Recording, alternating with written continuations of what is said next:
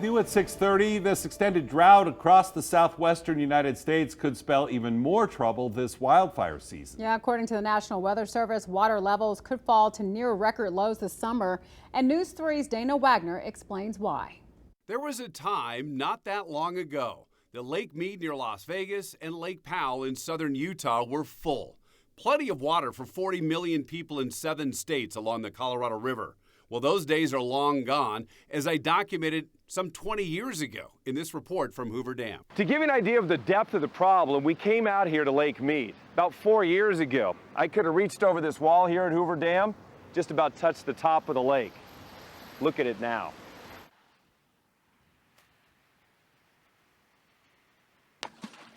So our drought that we're in today has been going on for about 25 years. Colby Pellegrino with the Southern Nevada Water Authority doesn't think it's going to get any better anytime soon. In fact, she thinks it'll get even worse moving forward. I think the new normal is hotter and drier. I think what's scary is the new normal actually may be drier than what we're experiencing today. Just to orient you a little bit, Lake Powell sits on the state line in between Utah and Arizona.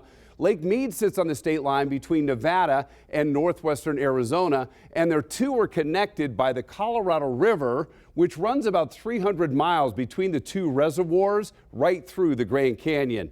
All of that water, at least most of it, comes from snowmelt on the western slopes of the Rocky Mountains located to the west of Denver. There are about 40 million Americans that rely on the Colorado River for their main water source. Right now, Lake Powell sits at 31% capacity. Lake Mead is at 32% capacity. In fact, over the last 2.5 decades of drought, Lake Mead has fallen about 140 feet.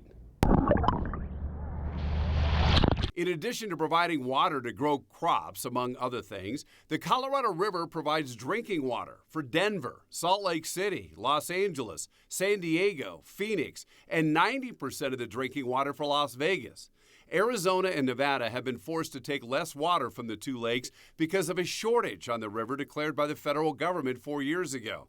And realizing the dire nature of the situation, California is also cutting back on consumption on a voluntary basis. The reality is everyone needs to use less water. Right now, we're using more water than Mother Nature's providing us. Days ago, the National Weather Service predicted runoff into the Colorado River will amount to about 55% of an average year, much lower than their previous estimate.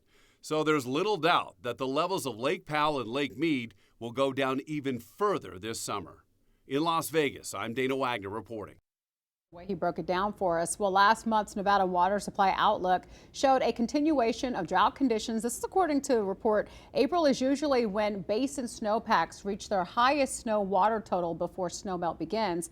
Well, on April 1st, the upper Colorado hit 88% of the median, and the Spring Mountains, well, that hit 30%. This time last year, the Colorado Basin reported 115% snowpack. April's report shows the upper basin is 89% of the median, which officials say is decent, but the lower basin, well, it's abysmal at 48% of the median. Some development